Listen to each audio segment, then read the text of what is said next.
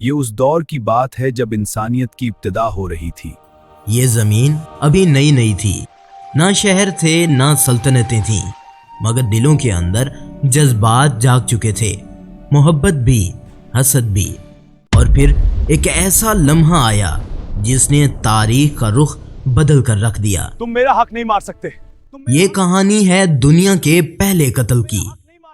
दो भाई, तू कबूल किया गया एक कबूल हुआ और तू ठकरा दिया गया। और एक ठुकरा दिया गया। लड़ो लड़ो आपस में ना। और शैतान ने दिल में ऐसी आग भड़काई नहीं मार सकते कि जमीन ने पहली बार इंसानी खून देखा। अल्लाह ताला ने हजरत आदम अलैहिस्सलाम को मिट्टी से पैदा किया। फरिश्तों को हुक्म दिया गया कि आदम को सजदा करें इज्जत के तौर पर। सब ने किया सिवाय इब्लीस के, जिसने तकब्बुर किया। आदम, मैं तुझे सजदा नहीं करूंगा क्योंकि मैं आग से पैदा हुआ हूं और तू मिट्टी से। और उस तकब्बुर की उसे सजा दी गई।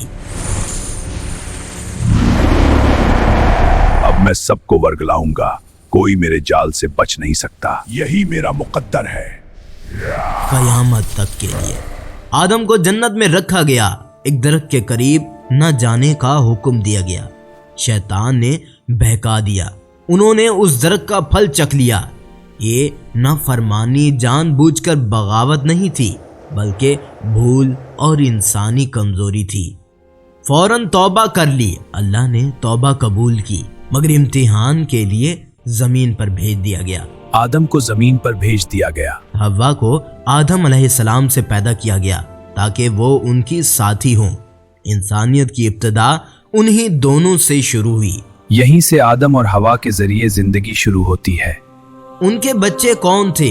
रिवायत के मुताबिक हजरत आदम अलैहिस्सलाम और हव्वा के यहाँ कई बेटे और बेटियां पैदा हुईं। शुरू में एक बेटे के साथ एक बेटी पैदा होती थी ताकि नस्ल आगे बढ़ सके। इनके मशहूर बेटों में आबील और काबील हैं। हजरत आदम अलैहिस्सलाम जमीन पर भेजे जा चुके थे। इनके बेटे बड़े हो रहे थे। रिवायत के मुताबिक उस वक्त इंसानों की तादाद कम हुआ करती थी, इसलिए निकाह का तरीका मुख्तलिफ था। हर जुड़वा जोड़े में से एक लड़का और एक लड़की पैदा होते और एक जोड़े की लड़की का निकाह दूसरे जोड़े की लड़की से कर दिया जाता था। काबील की जुड़वा बहन ज्यादा खूबसूरत थी, हाबील की बहन कम खूबसूरत थी। जब निकाह का वक्त आया तो अल्लाह के हुक्म के मुताबिक काबील की बहन का निकाह हाबील से होना था, लेकिन काबील ने इनकार कर दिया और जिद शुरू हुई। यहीं से हसद। असल तनाज़ा क्या था? काबील कहने लगा, मैं अपनी बहन किसी और को नहीं दूंगा, मैं खुद इससे निकाह करूंगा।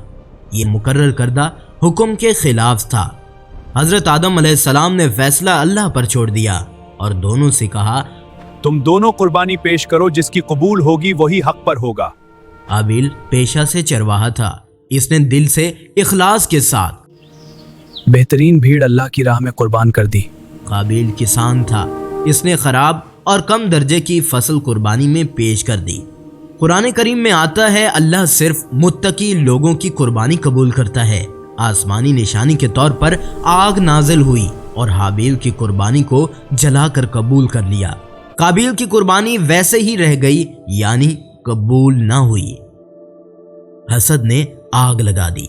यहां से काबील के अंदर की आग भड़क उठी थी। वो समझ गया था कि अल्लाह ने हाबील को कबूल कर लिया है। हाबील हक पर है और अब निकाह भी उसी का होगा। इसका गरूर, हसद और अना बर्दाश्त न कर सके। मैं हाबील का कत्ल कर दूंगा। काबील ने कहा, मैं तुम्हें जरूर कत्ल कर दूंगा।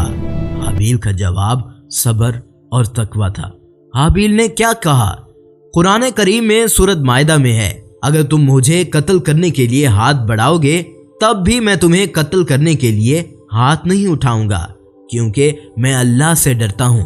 यह दुनिया का पहला मौका था जहां एक भाई ने जुल्म किया, दूसरे ने सब्र और अल्लाह का खौफ दिखाया।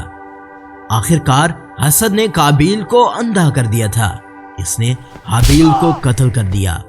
कुरान कहता है, फिर उसके नफ्स ने अपने भाई को कत्ल करने पर आमादा कर लिया, तो उसने उसे कत्ल कर दिया और वो नुकसान उठाने वालों में से हो गया। ایک بڑا ہی دردناک آگے منظر آتا ہے۔ لاش کا کیا کیا گیا؟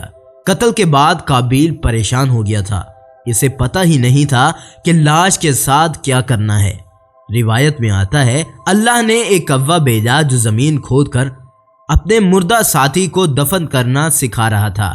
قابیل بولا، آئے افسوس میں اس کا وے جیسا بھی نہ ہو سکا جو اپنے بھائی کی لاش کو چھپا سکوں۔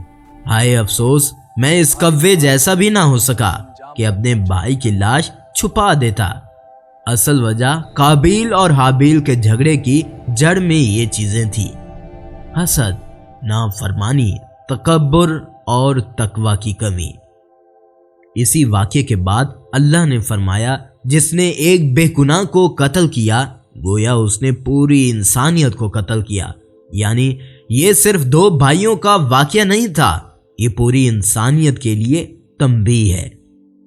اس پورے قصے سے روحانی سبق ہمیں یہ ملتا ہے: حسد انسان کو پہلا قاتل بنا دیتا ہے۔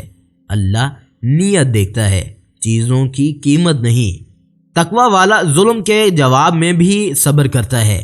گناہ کے بعد پچھتاوا فائدہ نہیں دیتا اگر اصلاح نہ ہو۔ یہ تھی دنیا کی سب سے درد بھری داستان جو کہ انسانیت کی ابتدا میں ہی گزر چکی۔ اسلام ہمیں ہمیشہ درس دیتا ہے صبر کا، تقوی کا، پرہیزگاری کا۔ آج بھی شیطان انسانوں کو ورگلا رہا ہے، لیکن انسان اگر اللہ پر بھروسہ رکھے، تکبر سے دور رہیں اور تقوی اور پرہیزگاری کو اختیار کرے تو اپنے نفس پر قابو پا سکتے ہیں۔